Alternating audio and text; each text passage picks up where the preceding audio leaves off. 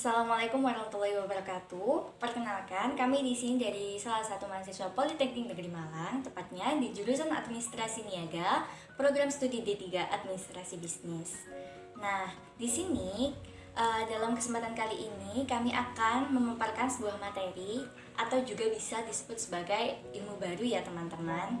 Nah, sebelumnya perkenalkan terlebih dahulu, kami di sini dari kelompok 1. Saya mewakili teman-teman saya pribadi, nama saya Diajeng Julia Nurhoir, dan juga ada teman saya Ika Lestiani, ada Eka Marendra, dan juga Agra Diaksa Tristanta. Di sini kami akan menjelaskan tentang materi mengenai komunikasi bisnis, khususnya tentang apa itu perencanaan dari pesan-pesan bisnis. Nah, teman-teman tahu nggak sih apa itu perencanaan dari pesan bisnis, prosesnya bagaimana, dan tujuan atau serta manfaat dan kegunaannya bagaimana sih? Nah, kalau teman-teman ingin tahu, simak dan dengarkan dengan baik-baik ya. Eits, jangan di skip-skip kalau nggak mau ilmunya juga ke-skip ya. Tanpa lama-lama lagi, kita langsung aja ya. Yuk! Rumusan masalah yang kali ini kita bawa yaitu yang pertama ada proses penulisan dari pesan bisnis itu sendiri, kemudian yang kedua ada proses komposisi, yang ketiga ada analisis audiensi, yang keempat ada penentuan dari ide pokok, dan yang kelima serta terakhir yaitu seleksi saluran dan media komunikasi.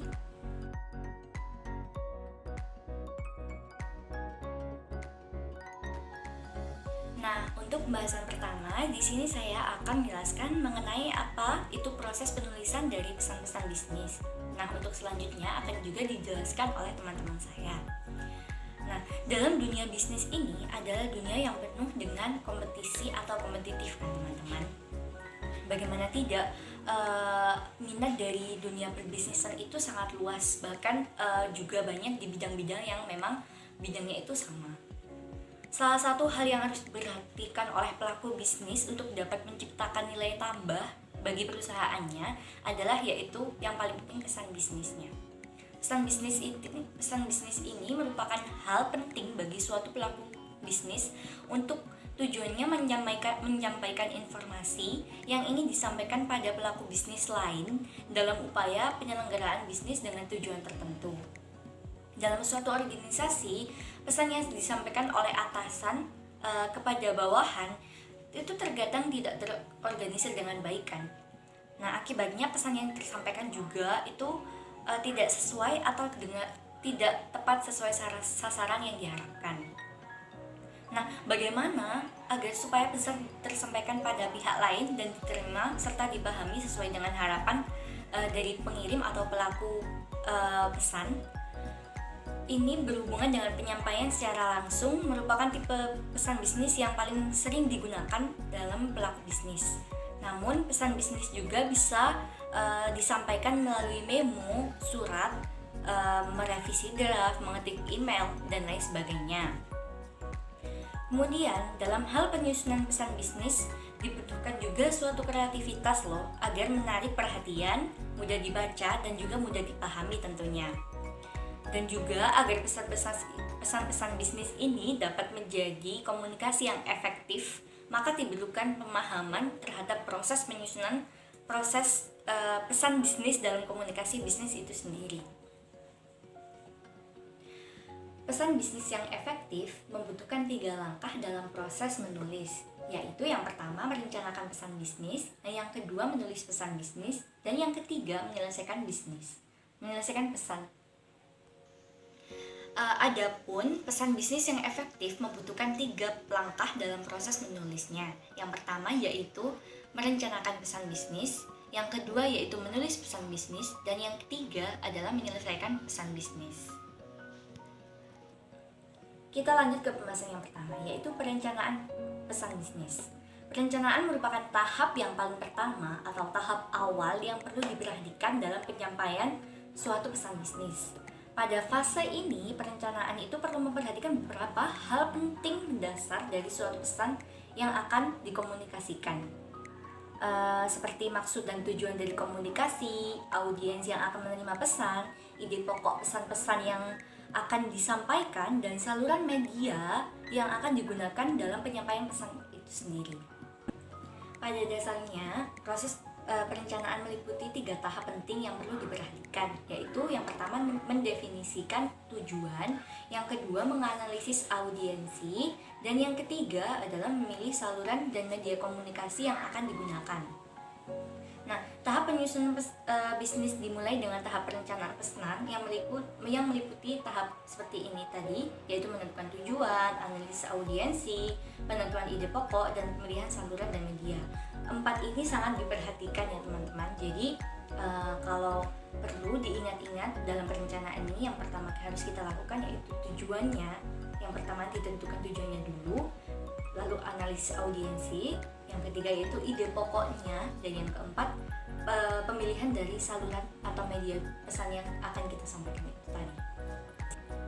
Kemudian yang kedua yaitu pengorganisasian pesan. Tujuan pesan bisnis adalah pemahaman dari si penerima. Oleh sebab itu, untuk mempercepat dan meningkatkan efisiensi penyusunan pesan, perlu mengorganisasikan pesan dengan baik. Mengorganisasikan pesan dengan baik dapat dilakukan melalui langkah berikut ini. Yang pertama yaitu pengelompokan ide dan disajikan secara logis. Dibuat outline-nya kalau kita ketahuinya ya. Yang kedua yaitu subjek dan tujuannya itu harus jelas. Yang ketiga yaitu mencakup semua informasi yang penting.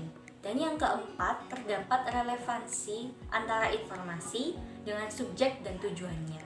Jadi ada hubungannya gitu. Yang ketiga yaitu revisi dari pesan. Penyusunan pesanan itu biasanya memerlukan proses yang hati-hati dan teliti, sehingga pesan yang telah selesai harus ditelaah ulang dan diperbaiki lagi untuk menjamin bahwa pesan yang kita sampaikan tersebut tidak terdapat kekurangan kan, ataupun kelebihan, ataupun juga kesalahan yang mungkin tidak sengaja kita buat. Kemudian untuk revisi pesan ini dapat dimulai dengan membaca secara cepat pada isi, organisasi dan format penulisannya. Lalu dilanjutkan dengan menulis ulang pesan agar kalimat pesan itu menjadi lebih efektif. Nah, jika dirasa sudah efektif, maka dapat diproduksi lagi dan didesain agar lebih menarik lagi. Jadi merevisi pesan ini tujuannya memang sangat penting ketika kita biasanya harus memberikan pesan kepada atasan kita ataupun relasi bisnis kita. Jadi kenapa revisi ini diperlukan? Agar tidak adanya kesalahan, tidak adanya ketidaktahuan dari seseorang terhadap pesan bisnis yang kita tulis tersebut. Apalagi jika pesan ini kan menyangkut formal ya kan teman-teman. Jadi betapa pentingnya ketika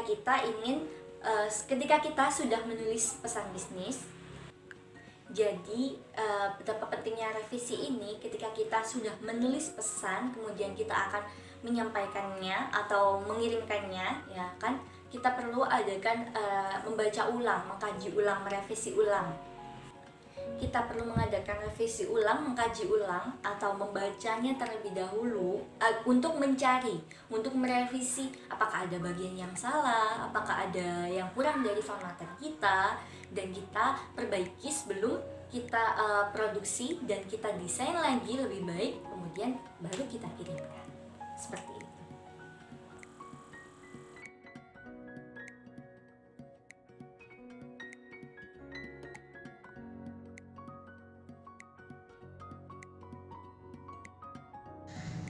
Baik, saya akan menjelaskan mengenai pentingnya proses komposisi. Perencanaan pesan komunikasi bisnis atau proses komposisi merupakan suatu langkah yang strategis sebagai pencapaian faktor penentu tujuan organisasi secara menyeluruh dan merupakan salah satu faktor penentu keberhasilan suatu komunikasi. Pesan-pesan bisnis yang terencana dengan baik akan mempermudah pencapaian tujuan komunikasi itu. Proses komposisi sangat penting karena merupakan penyusunan pesan-pesan bisnis yang meliputi maksud dan tujuan dari komunikasi bisnis tersebut. Juga dapat dianalogikan dengan proses penciptaan lagu seperti yang dilakukan oleh seorang komposer, di mana seorang komposer harus merencanakan lagu apa yang akan dibuat dan menemukan bentuk aransemennya. Demikian pula dengan proses komposisi untuk pesan-pesan bisnis. Penyusunan pesan-pesan bisnis meliputi 3 tahap yang sudah dijelaskan oleh Diajeng sebelumnya.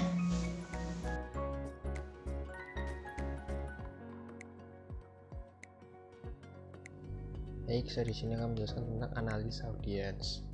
Sasaran atau target utama dari setiap komunikasi adalah penerima atau yang disebut audiens. Oleh karena itu, analisis terhadap audiens sangat perlu dilakukan. Audiens dalam studi komunikasi bisa individu ataupun organisasi. Audiens biasanya memiliki pemahaman yang berbeda-beda atas pesan yang mereka terima. Caranya yang pertama yaitu mengembangkan profil audiens. Jadi, analisis terhadap audiens yang sudah dikenal biasanya relatif lebih mudah dilakukan tanpa harus penelitian yang rumit. Demikian juga reaksi atas pesan yang dikirim kepada orang yang sudah dikenal pada umumnya bisa diperkirakan. Contohnya, audiens yang sudah dikenal seperti atasan, rekan kerja, pelanggan lama, dan pemasok lama.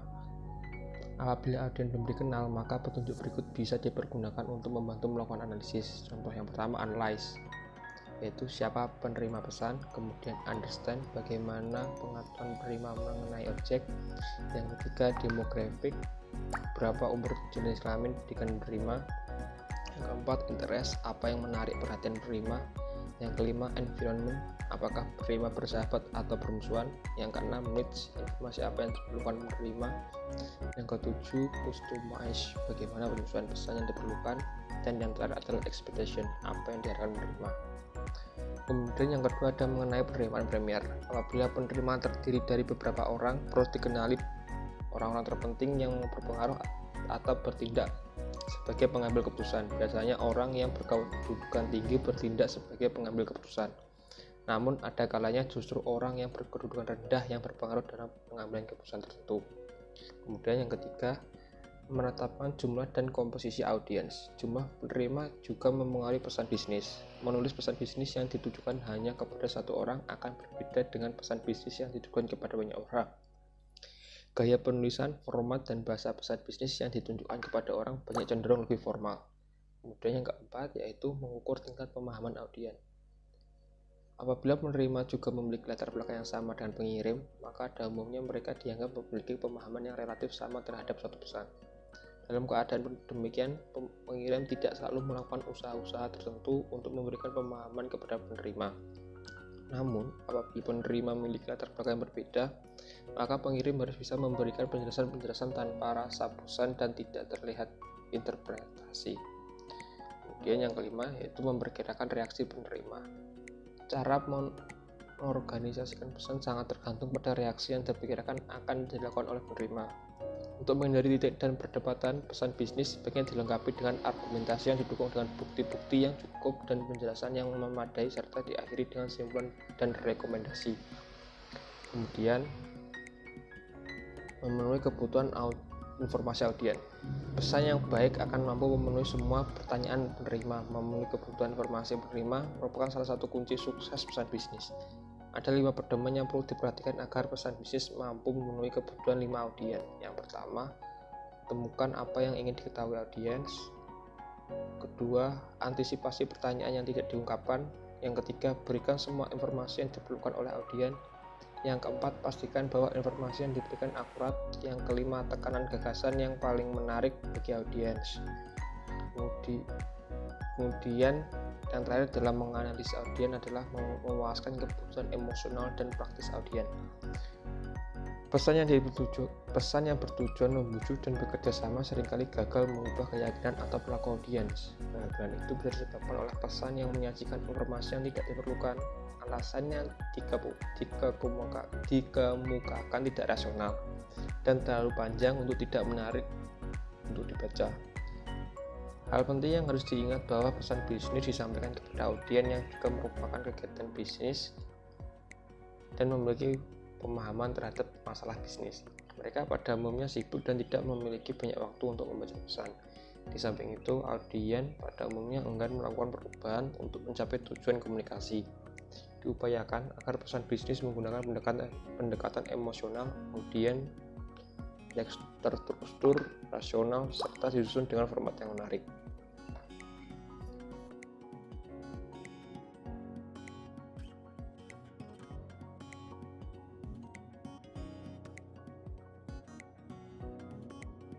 Jadi yang selanjutnya saya akan mempresentasikan tentang penentuan ide pokok.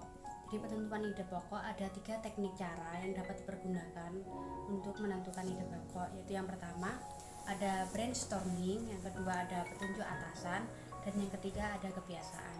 Jadi sebelumnya penentuan ide pokok dalam setiap bisnis baik panjang maupun pendek pasti mengacu pada suatu ide pokok atau main ide. Ide pokok biasanya didukung oleh ide-ide lain. Ide pokok merupakan pernyataan tentang suatu topik yang menjelaskan isi dan tujuan topik tersebut sehingga dapat diterima dengan baik oleh audiens. Jadi, 3 teknik cara yang dapat digunakan untuk menentukan ide pokok yaitu yang pertama, brainstorming. Brainstorming yaitu suatu cara penentuan atau ide pokok dalam komunikasi bisnis di mana dilakukan melalui sesuatu pemikiran. Penentuan ide pokok dengan membiarkan pikiran mencari berbagai kemungkinan ide pokok secara leluasa. Ide yang diperoleh dengan cara tersebut akan lebih bervariatif, baru, dan orisinil. Yang kedua yaitu petunjuk atasan. Dalam organisasi yang menganut sistem senioritas, para pelaksana cenderung meminta petunjuk atasan dalam menentukan ide pokok. Dan yang ketiga ada kebiasaan. Untuk situasi yang relatif sama atau kejadian yang berulang-ulang biasanya dikembangkan ide pokok tertentu yang relatif sama juga. Penentuan ide pokok dilakukan berdasarkan kebiasaan. Seperti contoh, topik dalam suatu permasalahan ada iuran anggota asosiasi. Ide pokoknya yaitu iuran anggota merupakan sumber dana asosiasi. Dengan membayar iuran, anggota akan memperoleh beberapa manfaat tambahan seperti mengikuti seminar tanpa dipungut biaya lagi, komunikasi antar anggota lebih lancar, memperoleh newsletter gratis dan bebas menggunakan fasilitas milik asosiasi. Seperti itu. Dan ide pendukungnya adalah manfaat yang diterima lebih banyak dari uang yang dikeluarkan dan pembayaran iuran tidak memberatkan dan merepotkan anggota. Setelah ide pokok ditentukan, hal berikutnya perlu diperhatikan batasan atau cakupan informasi yang menyangkut luas maupun kedalaman. Hal tersebut perlu dilakukan mengingat manusia memiliki keterbatasan dalam menerima informasi. Misalnya akibat gangguan dalam menerima informasi atau kurangnya kredibilitas komunikator. Pesan yang bersifat umum dan luas sebaiknya dikoreksi lagi agar lebih spesifik dan mudah dipahami.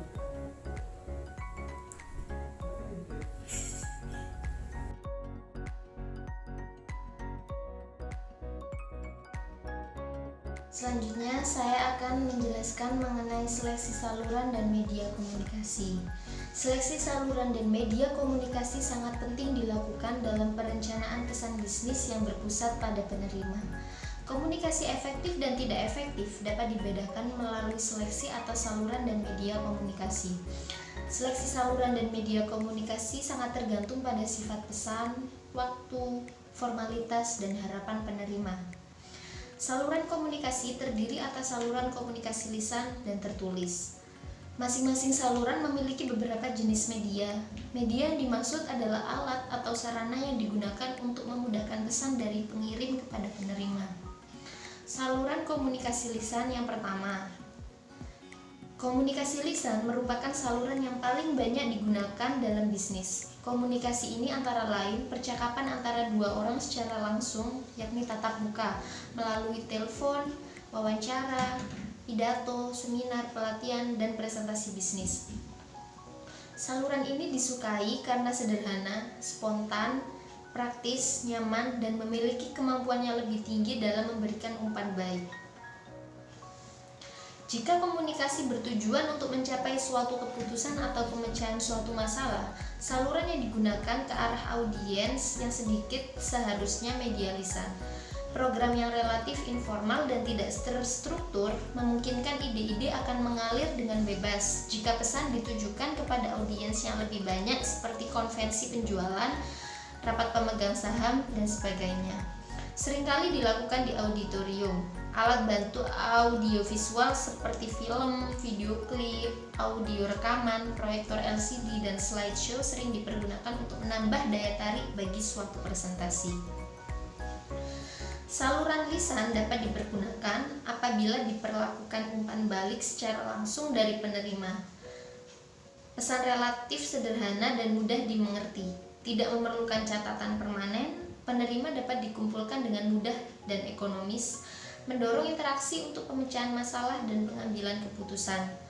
Dalam aktivitas komunikasi yang melibatkan audiens yang lebih banyak, biasanya digunakan media kelompok atau publik, misalnya seminar, rapat, dan konferensi yang diselenggarakan di suatu tempat yang lebih luas dengan bantuan peralatan audiovisual jarak dekat maupun jarak jauh. Sementara dalam komunikasi massa biasanya digunakan media elektronik, misalkan radio, film, televisi, dan komputer. Yang kedua yakni saluran komunikasi tertulis. Pesan-pesan tertulis juga memiliki berbagai macam bentuk seperti surat, memo, proposal, dan laporan. Salah satu kelebihan komunikasi tertulis adalah bahwa penulis mempunyai kesempatan untuk merencanakan dan mengendalikan isi pesan mereka. Suatu format tulisan diperlukan jika informasi yang disampaikan kompleks. Dibutuhkan catatan permanen untuk referensi di masa yang akan datang, dan jumlah audiens besar dan menyebar. Dalam memilih saluran dan media berkomunikasi perlu dipertimbangkan tingkat kepentingan, formalitas, kompleksitas, tingkat kerahasiaannya, emosional, dan biaya pengiriman serta harapan audiens. Saluran komunikasi tertulis digunakan apabila tidak diperlukan umpan balik secara langsung dari penerima. Pesan terinci dan kompleks, memerlukan perencanaan yang seksama, memerlukan catatan permanen, penerima dalam jumlah banyak, penerima sulit dijangkau. Kelebihan dari saluran ini adalah kesempatan bagi komunikator untuk merencanakan dan mengendalikan pesan, sedangkan kekurangannya adalah umpan balik secara langsung yang tidak bisa diperoleh dalam waktu cepat. Media komunikasi pada saluran lisan yakni percakapan tatap muka, telepon, radio, televisi, komputer, video dan pita audio, serta video conference. Media pada saluran komunikasi tertulis yakni surat, memo laporan, proposal, email, SMS, telegram, dan pos.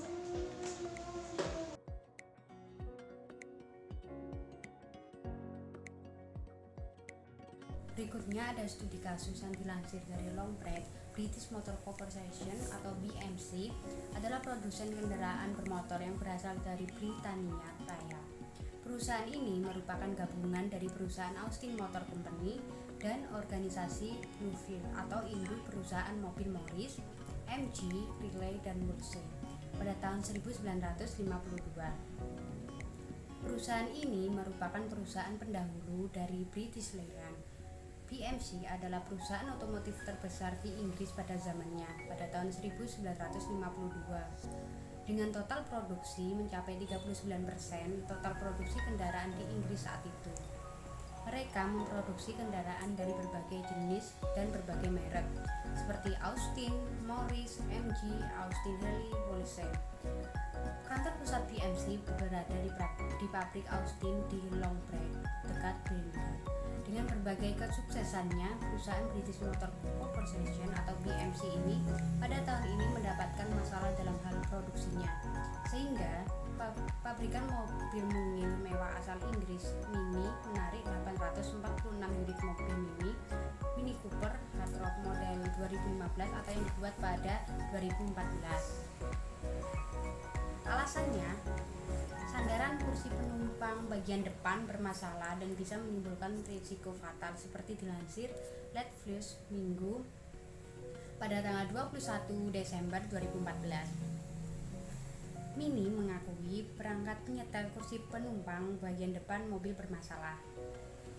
Akibatnya, jika mobil tertabrak dari belakang, maka sandaran kursi akan terlipat ke depan dan mendorong penumpang yang duduk di kursi itu. Kini masalah tersebut dalam proses penanganan sebagai bagian dari kampanye keselamatan Mini. Pada teknisi di dealer Mini akan memperbaiki bagian adjuster kursi tersebut. Namun, hingga kini tidak ada laporan kecelakaan atau korban luka akibat masalah itu. Model Mini Cooper yang ditarik adalah model yang dibuat pada 12 Agustus hingga 2 September 2014. Dengan masalah yang dihadapi dalam produksi tersebut, Motor Corporation atau BMC ini berupaya menyampaikan pesan bad news kepada konsumen atau pelanggan dapat memberikan respon positif terkait masalah yang dihadapi perusahaan.